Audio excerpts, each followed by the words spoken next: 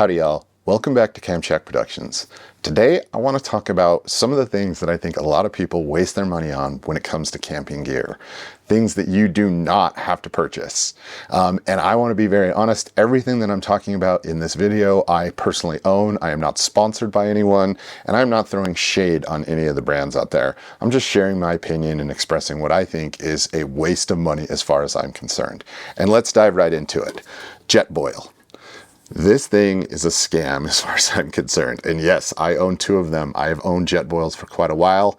Jetboils work great as long as the temperature is 55 degrees and above, and all you want to do is boil water and boil it quickly. This little Jetboil right here is basically their backpacking version, and it is a $99 stove, whereas this is the older version of their more expensive, I can't even remember the name of the stove, but this is $129 on Amazon right now. Not only that, but you're constantly dealing with fuel containers that actually will start to freeze if the temperatures drop. And it is a serious issue when you're out backpacking and it's cold. So instead of buying a Jetboil, which is nice, I mean, you know, it's convenient, it's super quick, you can go with it, it's tried and true brand, you can trust it. But what I would recommend is something like this. This is the MSR Whisperlite. The newer version of this, which is an international stove, runs for $199. So you are paying more. But this stove is phenomenally good when it gets cold. And this stove is phenomenally good if you want to stop using all of these bottles and you want to actually be able to use a refillable white gas. And again, white gas does not freeze like the vapors do on these Jetboil stoves. So this is a full 4-season, you can burn this anytime, and it just cranks, and you actually control by pumping how well this works. And again, instead of buying those containers, you pick up yourself a thing of white gas like this right here. I think I've had this now for like 12-15 years. This costs about 25 bucks, and it will continue to fill this thing over and over again.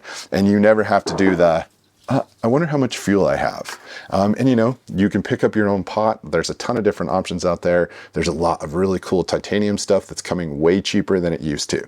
So skip the Jetboil. All right, the next thing I want to talk about are coolers. This is a place where I think you can spend an exorbitant amount of money. For example, the Yeti, the basic, I think it's 65, 77, you know, something very similar to what I have right here. That Yeti is $350 for the standard model. That blows my mind. The other brand that I see a lot of people really spend a lot of money on is the Arctic, right? I have a buddy that has one of those. It is a 65 or 64 liter, much smaller than this, and that is a $279 cooler, and it doesn't do as well as my Lifetime cooler. You know, if you're familiar with the Lifetime brand, it is made right here in Utah, but it is also one of those things, it's like Walmart's version of all of this stuff. And this Lifetime cooler is $179. It is half the price of a Yeti, and it holds ice longer than all of my friends' fancy coolers when we go camping. Obviously, cooler management is super important. Where you leave it, if you leave it in a hot car with no airflow and it's getting no shade, no cooler is going to be able to withstand that for very long. But this thing really does do a good job for half the money.